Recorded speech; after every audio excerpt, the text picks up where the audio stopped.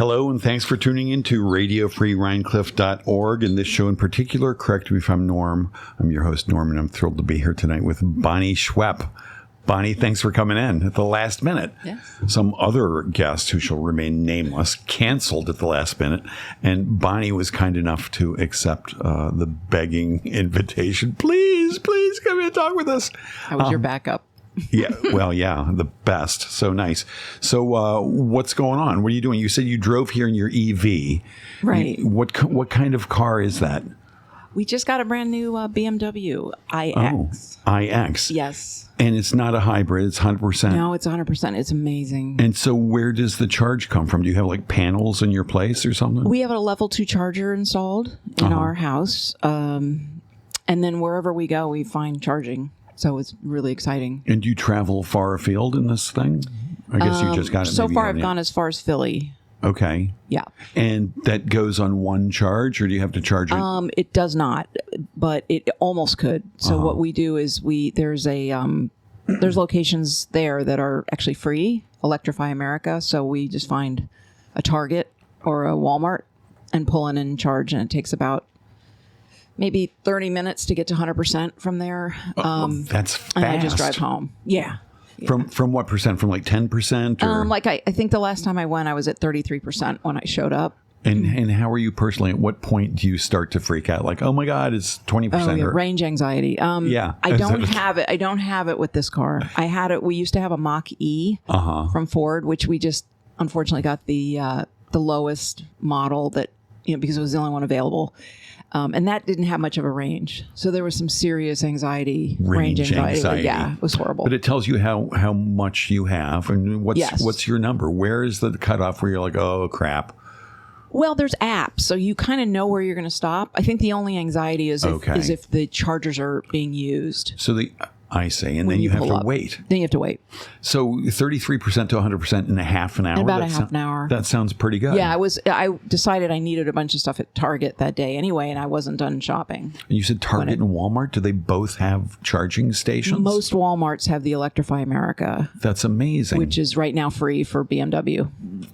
Free for BMW. Why? I don't know. I think they entered into some relationship. It might be free for a lot of other cars too. Oh yeah, that was my follow-up question. Yeah. Huh.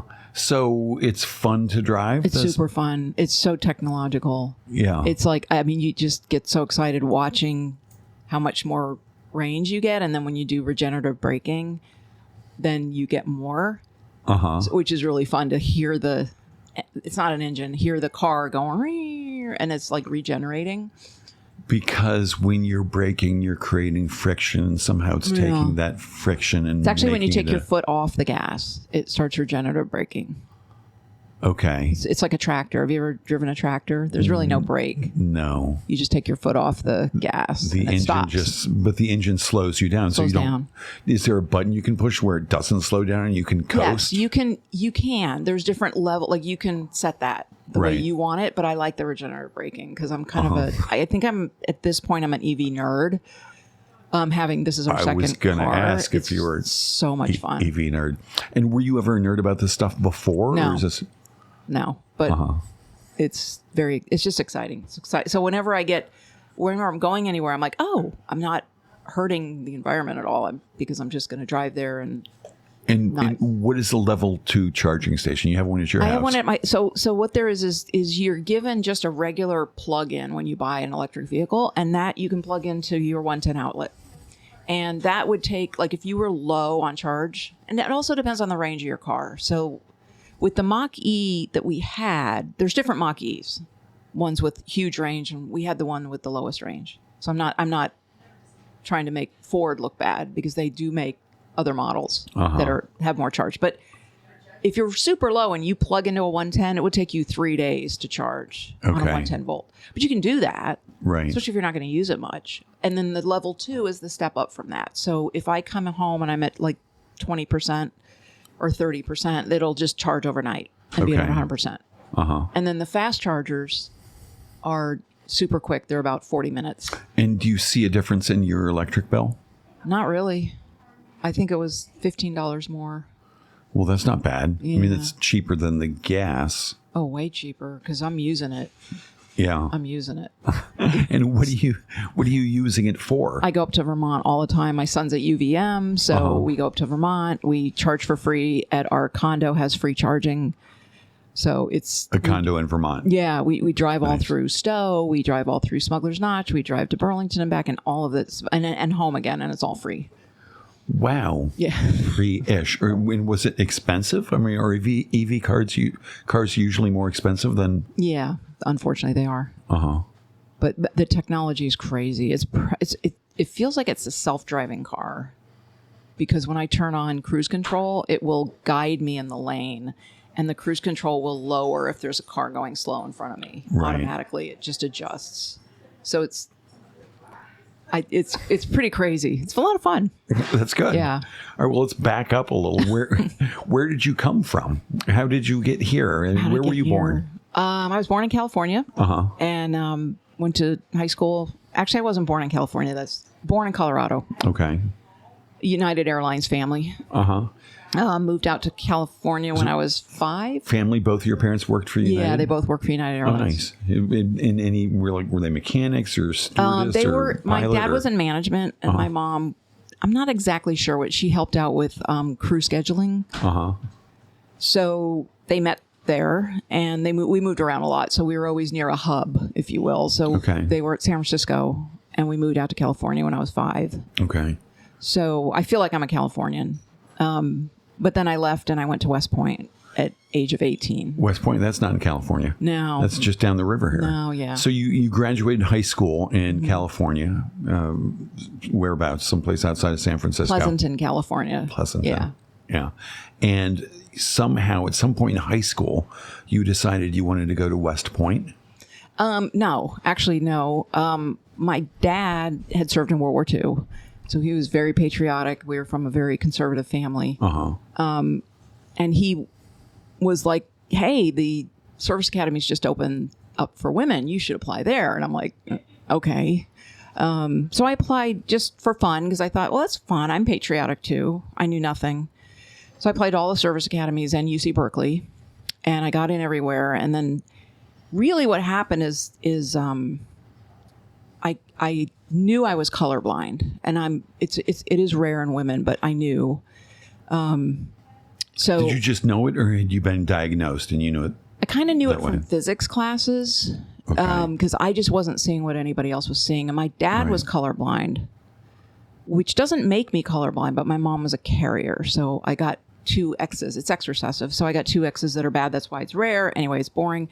But anyway, I kind of knew, but I thought, well, maybe there's something wrong with me. I don't know why they're talking about like 15 colors in the rainbow. I can see like 2 or 3. So wow. I did get tested when I was on my own, not through the military screenings, because the military didn't even screen me because they just assumed I wasn't.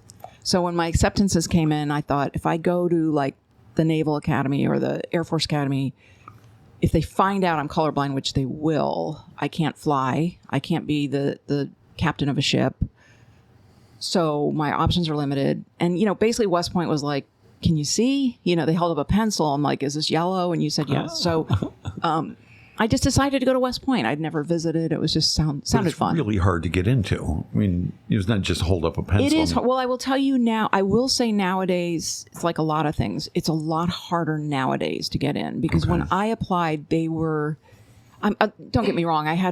I was really high up in my class. I had all the things they were looking for, but I'm not sure I would have gotten in today because, in 1979, they were looking for women, qualified women. And was it the first year that they were open to? It was the 4th. I entered in the 4th class of women. Okay. So it still wasn't that known, and there weren't as many women applicants. So, I still believe I could have been competitive, even if I was a man. But I think that it definitely helped. So you got all these acceptances, and it sounds pretty thrilling. And had you been to the East Coast before? I'd been to the East Coast, but I'd never been to any of the academies. Right. Just sounded super fun. And so how does that go down? You show up. I'm just thinking about a small town girl. I mean, I guess sort of suburban, almost San Francisco, right? Right. But going to the military academy, it sounds like an enormous culture shock. It was. I brought my bike because I thought I could ride it to class. I had no idea what was in front of me. But I just figured I would have a sense of humor and get through it. And that's how I did. Yeah. Try to keep a sense of humor. And what did you study there?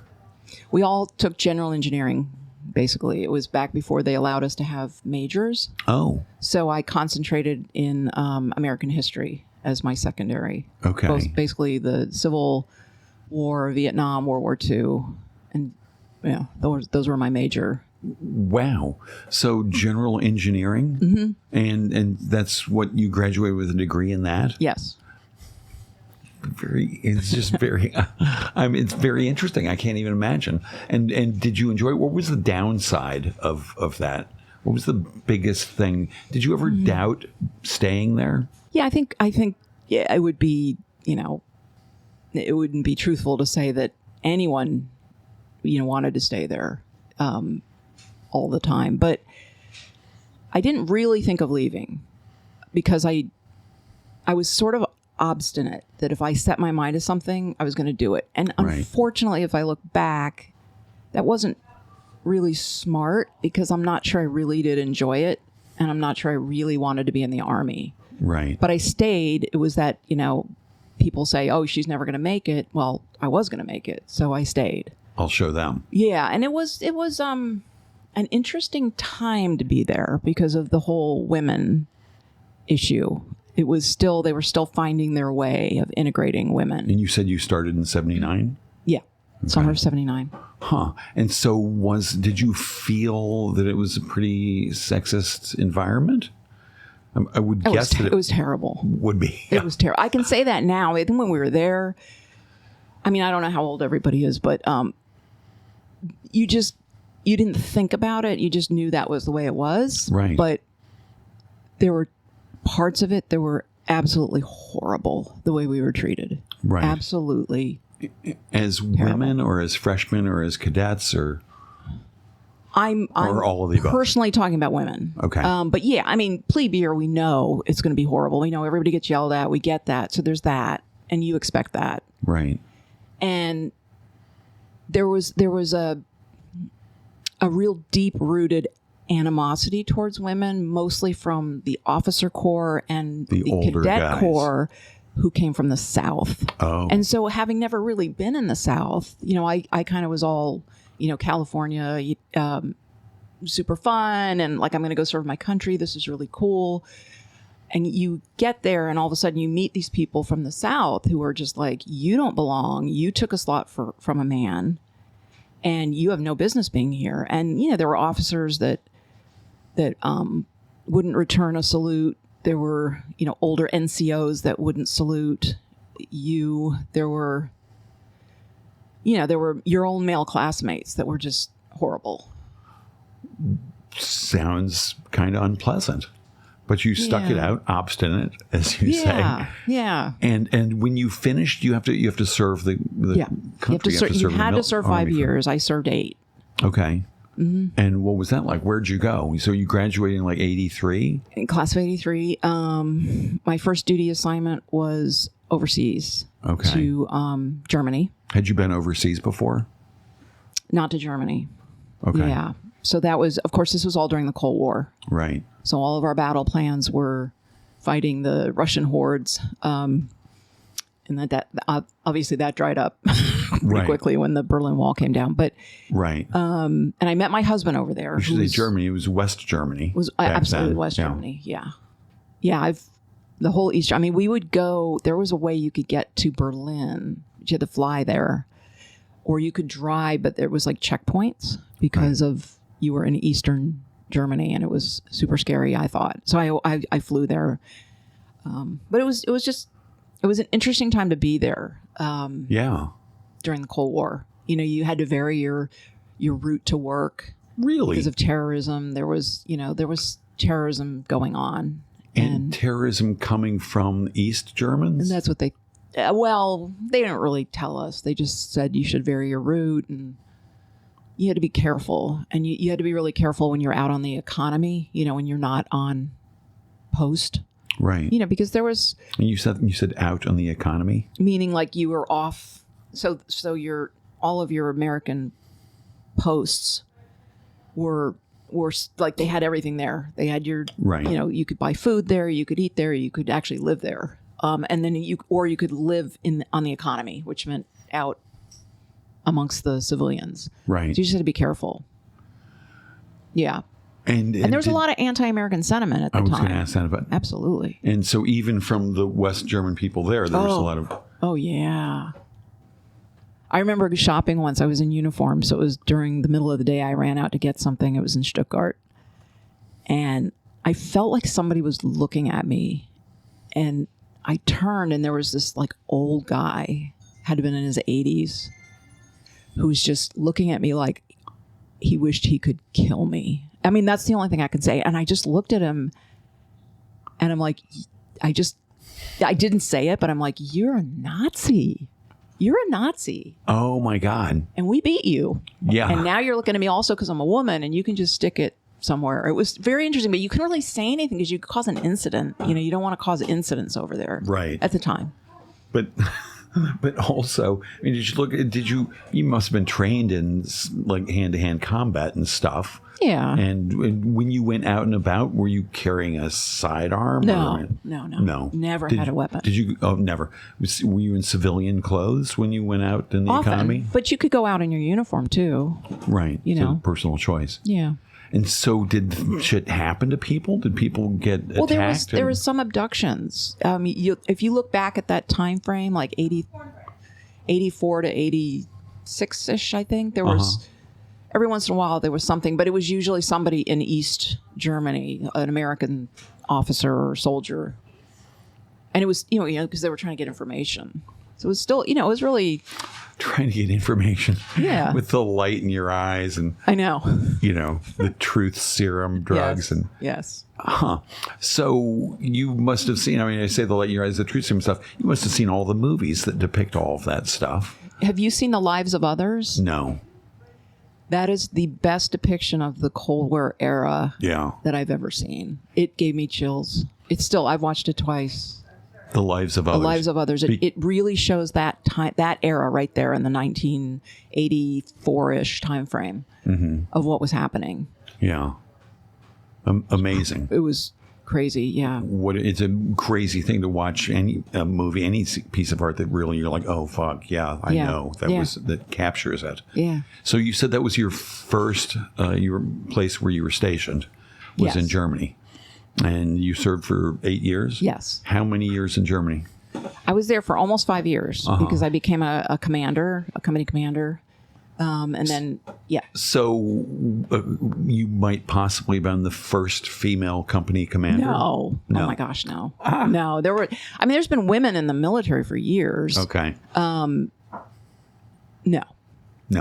Lots of women. So you rose through the ranks. And what are the ranks? You start as a second lieutenant. I was only there until I was a captain. So you started as a second lieutenant out of West Point, right? Whereas people who general enlisted people start as a private or right, but that's a different track. Okay. That's the enlisted ranks. Okay, and so you're on a nicer track, on a faster track. It's just an officer track. It's just different. Yeah. Okay. So you stayed there for a number of years, and where did you go next? Fort Carson, Colorado.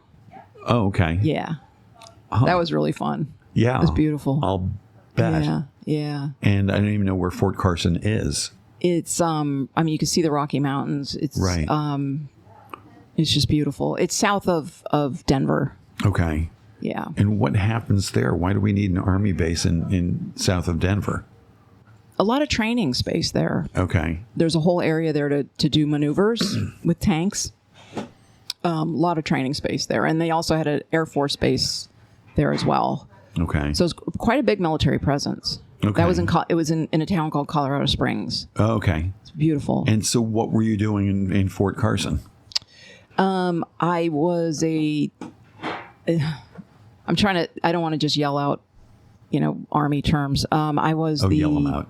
I was the DISCOM S1 at first, which is the Division Support Command. I was the senior adjutant general officer in that unit, and that means I was in charge of all personnel for the command. Okay. And then I became the protocol officer for the whole division. Okay. Which, man, there's a lot of funny stories with protocol, but well, we've got time. We've got time. It was really funny. But maybe if we're going to hear a fun story, we should share some of this booze you brought. As is the tradition here on Correct Me If I'm Norman Fridays, the guest brings a cocktail for us to enjoy. And Bonnie brought, what is this? Can you tell me what? Cooper's Daughter peach and honey flavored whiskey, which I bought at Olana. Were you there recently? I go to Olana all the time. I'm a member, but they had an event there where they had vendors and they had tastings of this, so I bought it. It's local. Yeah, Cooper's Daughter. It's right around here somewhere. Yeah. Wow. Well, will you pour us sure. You wanted it straight up, right? Yeah, I'll take it straight up for starters. I've never had it. It's what sounds pretty intriguing. Yeah. It actually tasted really good. But I'm not a huge, whiskey drinker, but it was good. We'll just see what we think. Yeah, good. Oh, that's a lot. Well, it's a small glass. I'm young. I'll bounce back. These are gorgeous glasses. Well, cheers, Bonnie. Cheers. Thanks for coming at the last second, filling in for the person whose name won't be mentioned. It's nice. It is nice.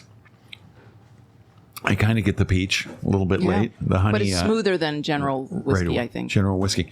And is this bourbon with that stuff? Bourbon, peach, and honey? I think it's whiskey. I don't know. I don't really understand all of that. Yeah. Yeah, the whole whiskey and bourbon. But the vendor was there. And so what did you taste this? I tasted it, and it was really good. They give it, and I think they sell this at the farmer's market here, don't they? And they probably do. Tastes and stuff? It's really good. All right, so you're in Colorado Springs. Yes. And how many years were you there? Around, doing protocol. Like a couple years. Yeah, a couple years. Mm-hmm. And then where did you go from there? We left the Army. Oh, you did? Yep. So you finished up your Army time. Yes. And we came back to New York. My husband went to medical school. Were you married at that point? Yes. And you said you met your husband, Mike, in Germany. Yes. And he was not in medical school then? No. What was he doing? He was an infantry officer. Okay. So he was the Airborne Ranger infantry guy. And when did you all get married? We got married over there. Okay. In Germany in 1987. That's amazing. And how did you meet?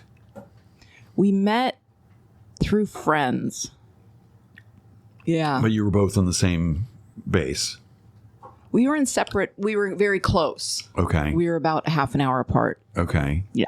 And some friends said, oh, you should meet this guy, Mike. Well, actually, the funny story about that is his roommate, who I couldn't stand, kept asking me out. I hope he's not listening right now. He might be listening. I hope he's not one of the 8 people currently tuned in. He knows how I feel, but he kept bothering me and asking me out. So then that's how I met Mike. And I thought that was actually detrimental to Mike, because I was like, this guy is a loser. And then I met him at a party later and we started talking. So that's how we kind of got together. But yeah. Interesting. And that's a while ago. Yeah. Many years ago. Wow, I feel so old. So you left the military after Colorado. Yes.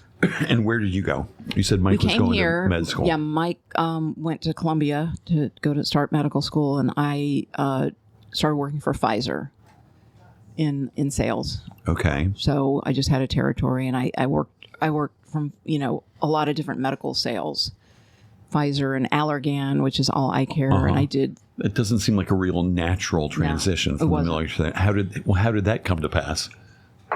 They were hiring. And it really was it's really a good deal at the time, because they gave you a company car, because you have to realize we came from two incomes with all of the benefits of being in the military, where you had all these extra monies coming in that for cost of living, all of these things, and that just went away. So someone had to pay the bills. Right. So Pfizer was hiring. They paid pretty well, got the car. sort of flexible hours, Uh-huh. you know, and you just had to get your work done within the day. Right. And the work, you were to be a salesperson? Yeah. And you say you had to get the work done. Were there like quotas you had to hit? Well, you had to see a certain number of doctors every day. And, you know, your sales were reflective of that. So, Right. You know. And so did you study sales or Oh, something? you had yes and no. They had training for sales, but mostly it was like anatomy. And you had to learn. Oh. You had to learn about the diseases that you were going to sell a drug that treated. So did you often school your medical school husband on stuff like, oh no, this disease Oh is no, that? he would just laugh. But but yeah, it was a frustrating job because it sounds like, well, that's neat. You know all this stuff. You go into a doctor and you say, hey, this drug works this way, but it really doesn't work like that. There's a lot of, you have to get through to the doctor, which means the front staff. Right. And you have to get a doctor who's willing to listen. And a lot of them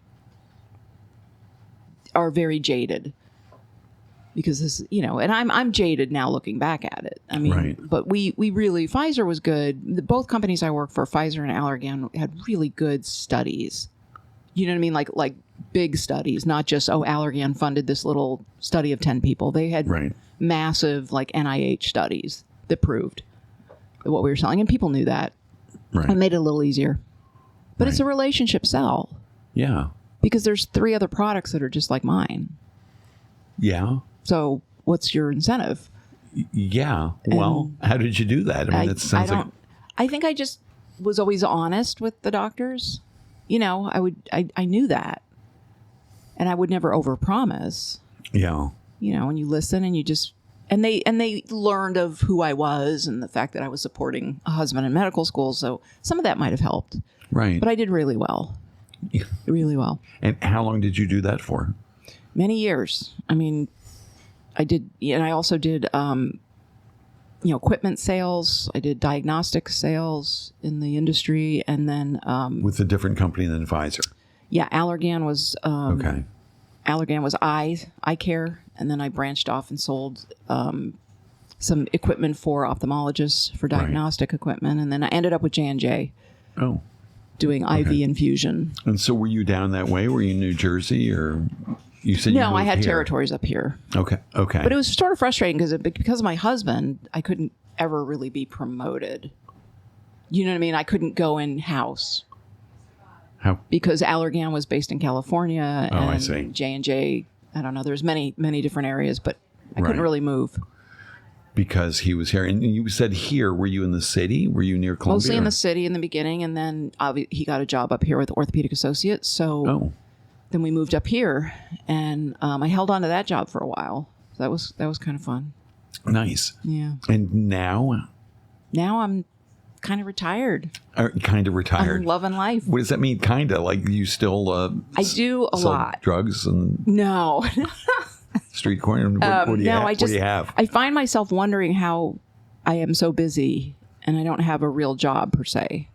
We do a lot. I do a lot of real estate. We buy and use a lot of real estate. Buy and use. Buy and use and sell. I see. I'm not one of those flippers. I don't have a real estate license, but we have different places that I manage. Right. And it's a lot of work. And you rent them out? You do Airbnb? We do or- some, yeah. Right. Yeah. Buy and use a lot of real estate. Yeah, that's good. Well, I mean, real estate takes up a shit ton of time. I mean, there's so much stuff to do, even when you're just coordinating people Yeah. who are actually cutting It's the a grass lot. and fixing the front walkway and stuff. It's a lot. Yeah. But yeah, so, and I'm getting more involved politically, so it's kind of fun. Now, politically, now you said that your family in California, that you came from a conservative family. Yeah. Then you went to West Point, which I'm guessing was pretty conservative, Yes. at the very least, hawkish. Yes. And now I believe I just saw you in a commercial that was a sort of not a Vets for Ryan commercial, but commercial about against this other guy, Colin Right. somebody or other. Right. We don't even need to say his name. You know, So now you seem more on the other side of the political spectrum. I think I was gradually lumbering towards the left, if you will. Sure. And I think, and I've discussed this with other friends of mine who are graduates of West Point, women. Right. I think that what we've decided is because of the nomination and election of Trump, what happened is I think for many years we were all assuming that everything was getting better. And things happened to many of us at West Point. There was assaults, there were rapes. Right. We didn't have locks on our doors. Oof.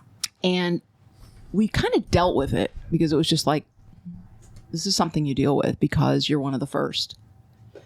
And then we all thought it was getting better. And what we started to see was it really isn't better.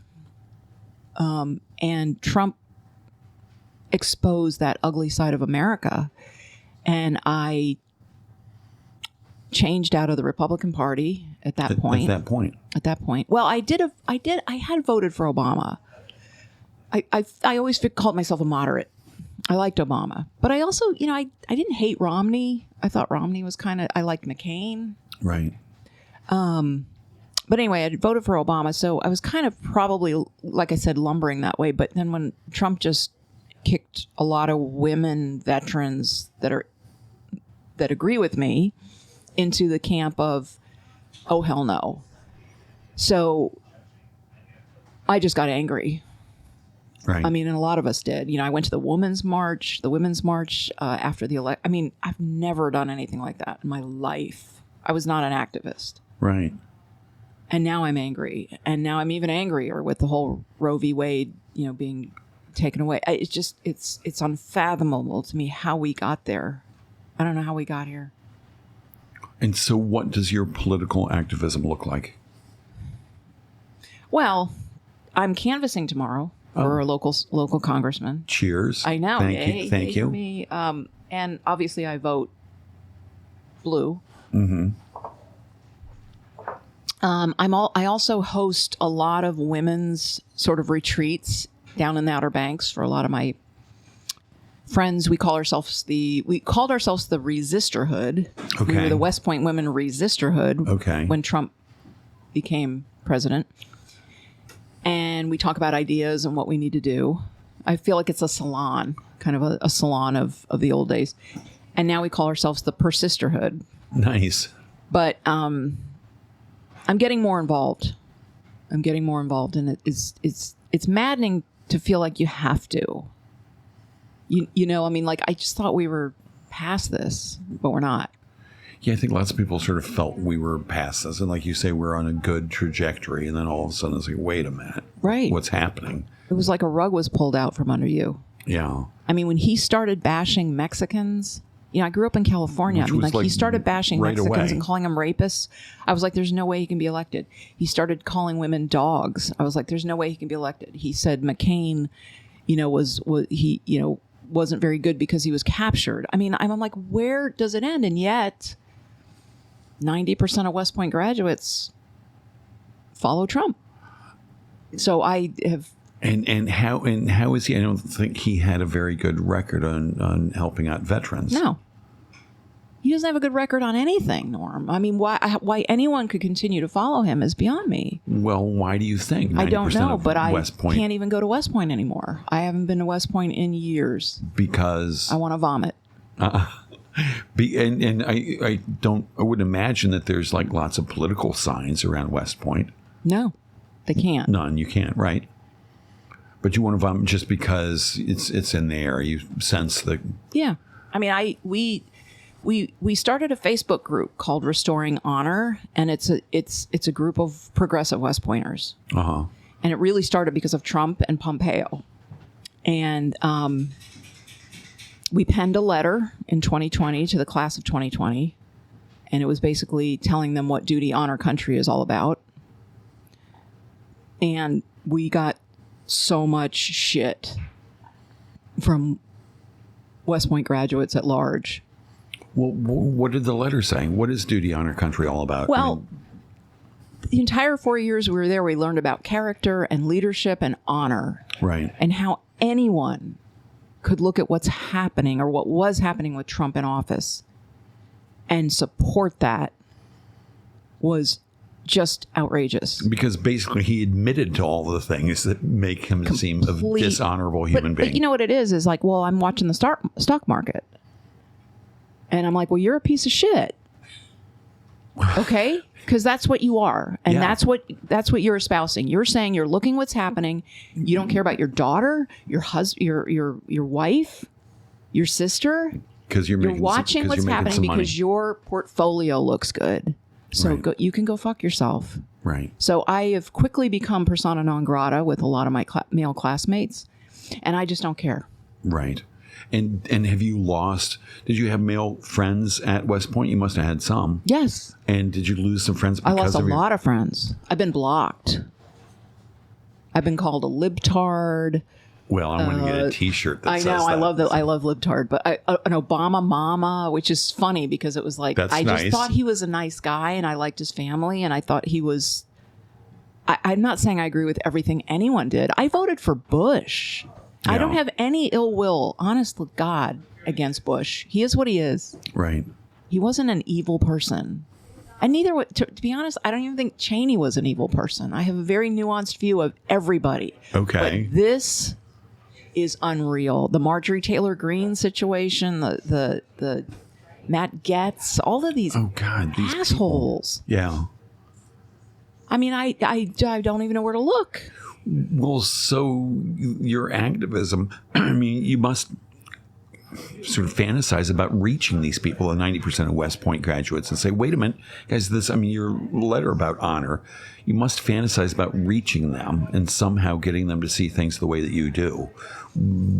Are you engaged in making any of those fantasies a reality? What kinds of... I have a problem.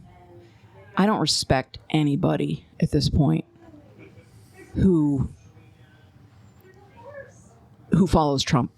And so there's a very good friend of mine, Kathy Stevens, who you should actually interview. She runs the Catskill Animal Sanctuary across the river. Uh-huh. She's a very dedicated, wonderful person. And Kathy told me once when I was struggling with being vegan, I said, how do you talk to somebody about that without, getting people upset with your views and their comfort zone and their like, this is a cultural thing. And she told me something which was beautiful and I cannot follow. She said, you want to be the campfire, not the forest fire. But unfortunately, I'm a forest fire. Right. I cannot abide people. It's so hard for me. I did try. But once the accusations are hurled at you and... At you. The accusations of being libtard. And, you're... Un-American. And yeah. Like, well, I can't believe you graduated from West Point. I'm like, I can't believe you did. Where were you in the honor classes? Where were you in character development? Right. And integrity, leadership. Where were you? The man is none of those. Right.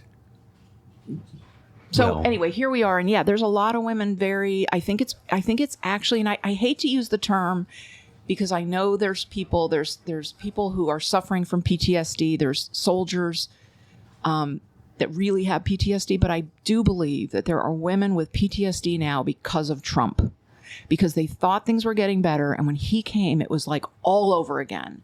And it's full blown. And all of a sudden it's like, therapists were so busy during the Trump administration. Oh, yeah. Because women mostly were saying, what the hell just happened? Like it's open season. Yeah. It's open season on other races. It's open season on women. It's open season on other religions. Religions. Like, what is going on here? Right. Yeah. When Trump was elected, my daughter, who was like 18 at the time, she's like, I'm so afraid. I know. And I'm like, yeah, it'll be okay. But was not convinced and less convinced now. I mean, it seems pretty sad what might be coming down the pike. So I wish I could do more. I had to I had bumper stickers and my husband really made me take them off because he said, you're going to be killed. You're going to be killed on the road.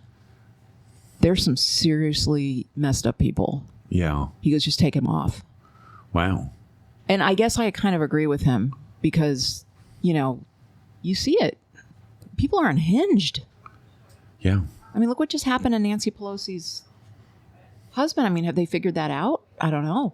I didn't even hear about that. Probably what happened? he was attacked with a hammer. Oh, no. I mean, come on. That wasn't a break-in. I mean, it was a break-in, but you don't attack someone with a hammer when you're breaking in. No. Oof. Well, bless you for your activism and for fighting the fight that needs to be fought. I'm just going to segue now. You said you were Obama mama. Yeah. You are a mama. Yes. You got 4 children, is that correct? 4 kids, yeah. And how old are they? So my oldest is 33. He's a orthopedic surgery resident at Penn. Nice. He also went to West Point, and he also Wow. So my husband and I both graduated from West Point, and we never tried to push that on any of the kids, but my son Eric, that's all he wanted to do. So he went there, and he served combat tours. That must be pretty nerve-wracking as a parent. Yeah, he didn't, I didn't really learn of what was going on until after, because Mike wouldn't tell me. And yeah, he had people killed next to him on patrols. So anyway, now he's an orthopedic surgery resident. He's married. He has a little baby girl, which is super cute. And then my daughter Kirsten is 27, and she lives in New York City. She's working for a hedge fund. And then my daughter Reagan is at Columbia. She's in her last year at Columbia. She's fun. She is a rock star, progressive mover and shaker. She's pretty badass. I kind of love that. I love all my kids. I mean, Kirsten's a badass too, but she's more, she's about getting her MBA and making it in business. Right. Reagan is more about like, how am I going to make a difference, which is kind of neat. Right. And then Otto started UVM this fall. Nice. He's a and freshman. what does he want to study? We weren't sure, but now he all of a sudden got himself or is getting himself involved in a medical study, and he's going to go get his EMT license, and he got a 97 on his biology exam, and all of a sudden Mike's like, do you think he might become a doctor too? Which is kind of cool. But we don't know. He's hard to read. Yeah. What a blast. And are all of them politically aligned with you? No. Is your husband politically aligned with you? Yes. Okay. My husband another West Point went grad. Democrat much sooner than I did. Oh. He was an early Obama adopter. He was in it.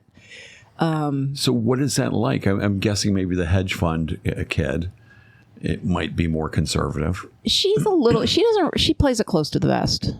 I don't think she didn't like Trump, but she said the markets love Trump, which, whatever. Ick. My son Eric is conservative. He doesn't like Trump, but he is conservative. And that's okay. He's not a jerk. Right. Yeah, I don't know how I would feel if any of my kids became really conservative. He was conservative when we were conservative. So Okay. we feel like we left that train. I gotcha. And he stayed on it. He stayed on it. I mean, he sees a lot. He's very smart. So he sees a lot of, like, I'll rant and rave, and he'll calm me down. He'll go, "This is why, Mom." And it makes sense. I get it. I told him, we got our second electric vehicle. And I said, the technology's so great, and you have charging in your building, because he's in a high-rise apartment. And I parked there, and they have charging. And he said, "Mom, if I get an electric vehicle, it'll be because of the technology, not because I'm going to save the environment." And I was like, okay, kid. What? Yeah. He's of the opinion that we're going to be able to solve it. Right. There's a lot of that out there, that we're such a smart species that we're going to solve it. Well, there's a lot of people who just don't think about it at all and don't consider it, and Right. and then just sort of think, somebody will figure it out. Mm-hmm. And does he have any idea how this thing might get solved? I don't know. I mean, we have a beach house, and the beach is eroding. Like, we're not going to have a beach house, and Like, you're seeing it. oh my God, Yeah. we've lost 30 feet of dune in 5 years. 30 feet. Wow. And he's just like, "It's going to be fine, Mom. They'll figure it out." And I'm like, "Who's going to figure it out? Who are you talking about? Right. Like, who's going to figure it out?" We're going to sell it is what we're going to do. That's how we're going to figure it out. Well, how's the market for a property like that that's just lost 30 feet of dune? It's okay. We have a beautiful home that's on the market. But then again, I'm a glutton for punishment because I bought a different one. On a different dune? It has better dunes. Better dunes. And better dune management system. I see. And what is it? Well, dune management system, that's figuring it out. What is a dune management system? What they do is they took this community we bought in takes a very proactive view. So they went down and I don't know how many miles of beach there is that this community's in. It's quite extensive. And they implemented a system where they vegetate and they put up sand fencing, and every house has to be a certain feet back.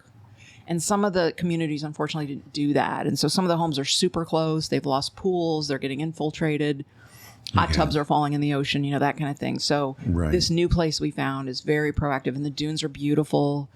And this in the Outer Banks, is that what you said? So we're happy with the new purchase, but got to sell the other one. Yeah. Well, good luck with that. Yeah, no. I mean, I know people were like, "Oh, we're going to buy a beachfront house." I'm like, "No, just don't." Realistically, though, it probably won't happen in our lifetime. It probably won't. Well, they're if you doing saw beach 30 nourishment. feet of dune in 5 years, and they need to do beach nourishment. Which there's two factors. One is the dune, which protects the home, and the other is the beach itself. Which, if you do beach nourishment, it widens the beach, and therefore your dune is not as important. The dune's important when you're up against the water coming up. Beach nourishment, is that sort of just pumping fresh sand up there? Yeah, they do it all across the eastern seaboard. They go out in these massive trawlers, and they just pump sand and make the beaches super wide, like not Atlantic Beach, Virginia Beach does. All the Jersey Shore, they're always doing it. It just has to be done. Well, there you go. It's expensive. People figuring it out, some, I guess. According to your son. Now, you said that one of the things that people would give you a hard time about is being a vegan. Yeah. When did that happen? When did you become a vegan? I went to see Food Inc., which played, I don't know how many years ago, it was in Upstate. And I walked out of there, and I literally couldn't speak. And my husband's like, "Where do you want to go to dinner?" And I'm like, I don't even know. Not Bonanza. Where do we go? Yeah.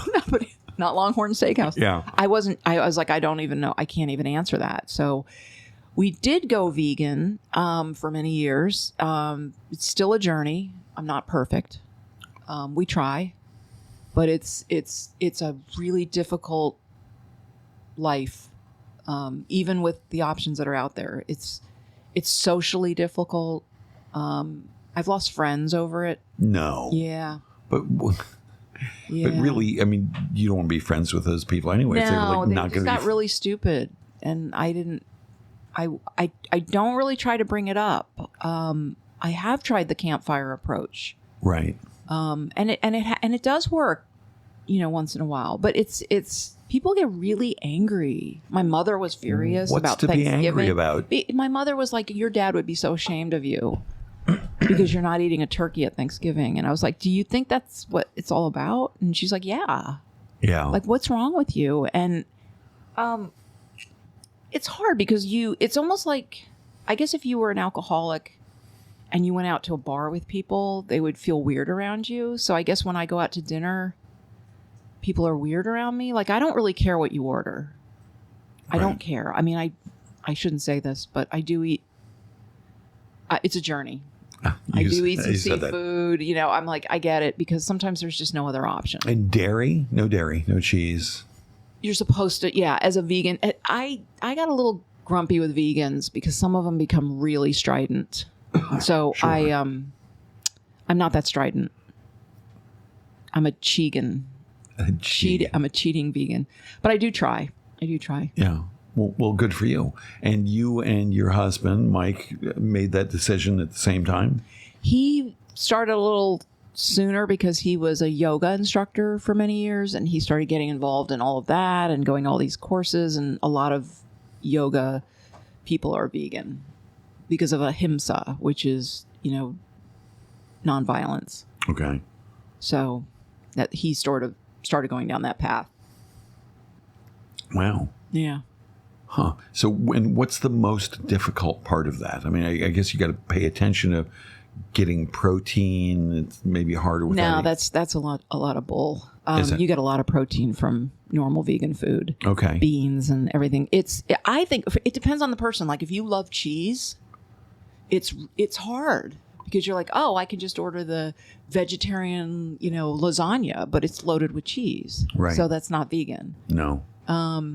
But it seems like more and more restaurants, at least around here, They offer have something. vegan offerings. Yeah. So do you check them out ahead of time often? Try to. Yeah. Right. But it's hard overseas too.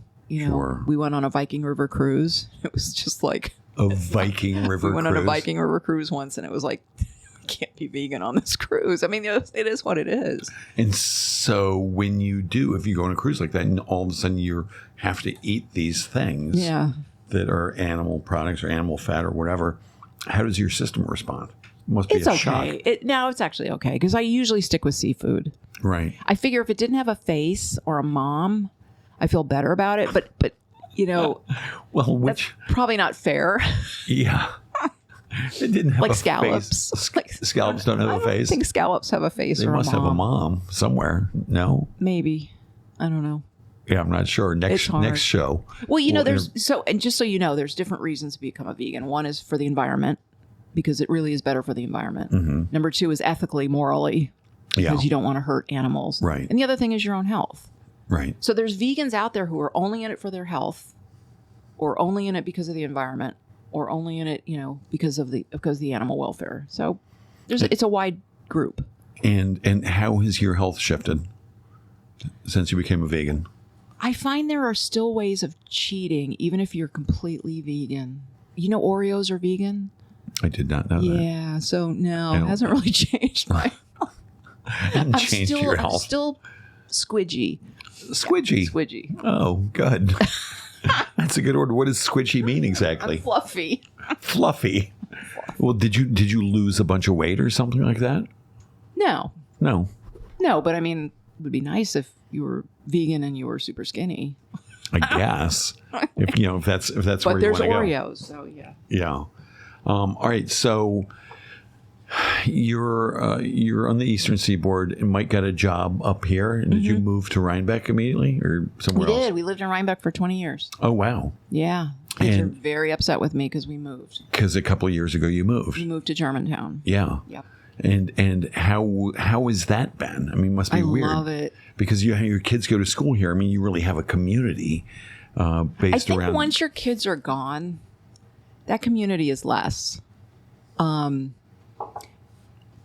It just is. You're not involved in the PTA. You're not involved in any of the school issues. but the people who you're involved with in all of those things are still around. No. I was kind of non-involved. Okay. Yeah. And I could be involved. I used to be a PTA president back in New Jersey when we lived there, when Mike was in medical school. But when we moved up here, it's too much with 4 kids. So I kind of didn't get that involved. And now that we're up in Germantown, I find myself going to Hudson all the time. I love the vibe. I met friends up there, and it's just, and I can be as isolated as I want to be because I'm away from all of the drama. I don't know what's happening anymore in Rhinebeck. Right. Which is, it might be good for me. Really? Were you overly invested in the happenings in Rhinebeck back in the day? No, but I don't like hearing about like, oh, did you hear so-and-so had an affair or somebody, so-and-so did this. I'm like, I don't wanna know that. Who had an affair? Oh, I mean, don't nobody's remember. listening. I'm I just want names saying, and- like, I just don't like it. Yeah. And the parties, people would get drunk and then somebody would do something and say something. I'm like, we just kind of, I don't do anything anymore unless it's something I really want to go to. Right. And so what do you all do? Is Mike retired? No, he's still full blown. Wow. Yep. And you said you've got a kid who's is interested in orthopedics. Yeah. No, he's in orthopedics. Yeah. He'd love to join the group someday, but Yeah. who knows? Yeah. That'd be a Who hoot. knows? It's up to his wife. It's up to his It's wife. probably up to his wife. And and so he still goes to work. You're at your house in Germantown. Yeah. Seems like you got a view of the river based on your Facebook postings. Seems like a pretty idyllic place. It's beautiful. And so, apart from the political activism, how do you spend your days? Well, I go up to Olana a lot. I joined Alana, and I walk there every day for It's so gorgeous. upwards of 2 hours. And then I come home and I do a lot of paperwork and bills and People were managing them. just managing things. And I'm down in the Outer Banks a lot. I'm up in Vermont a lot. I'll be gone like almost the whole month of November. So I just it just gets done, and it's a lot of stuff. Right. But there are times where I'm just like, oh, I just want to sit down and watch The Office.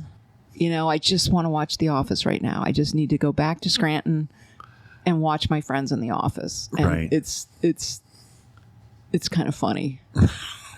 I'm a big Office fan. That's nice.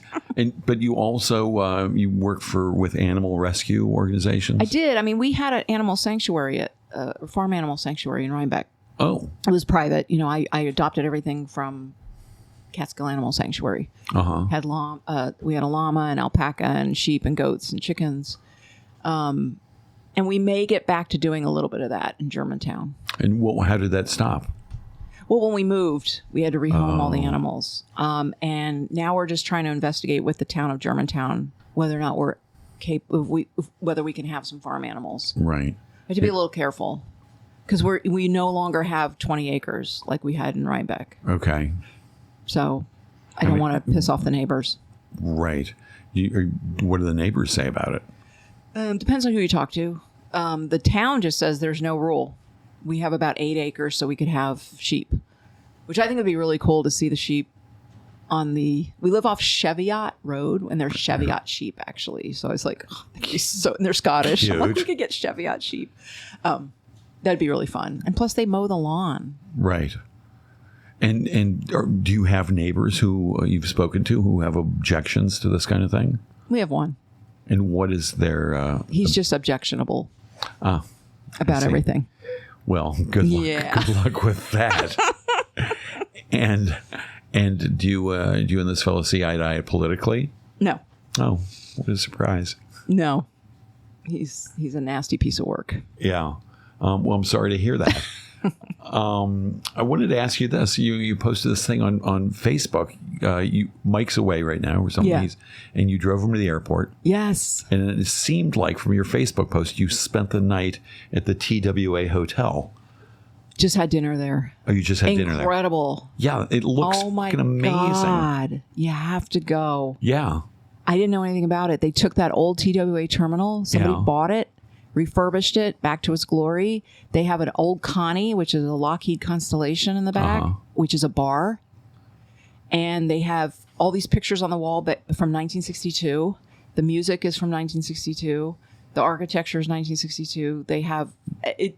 And they have a big Twister game. Is that when it was built? 62, the original Saarinen. The Saarinen built it in 62. Right. Eero Saarinen. Right. It's incredible. And they have a hotel there that looks amazing. But we just had dinner. Okay. It was unreal. You have to go. Anybody listening, please go down to JFK. It's worth that. It's worth the Van Wyck. I really worth the Van. Wait a minute, nothing's worth the Van Wyck. Terminal 5. Yeah, when they first did that and everybody posted, it looks amazing. I never heard about it. Oh yeah. I didn't know anything about it. Did you really know about it? Their Instagram pictures and all kinds of stuff. It's seriously cool. Yeah, there's a favorite picture that people take a lot. There's like a long hallway that's sort of lit up, and there's a red carpet. I took that, but I didn't want to post it because I thought it looked. I wasn't sure if anyone would get what they were looking at. Everybody posts that one, so thanks for not posting it. It's really cool. Yeah. Yeah. Nice. Well, guess what?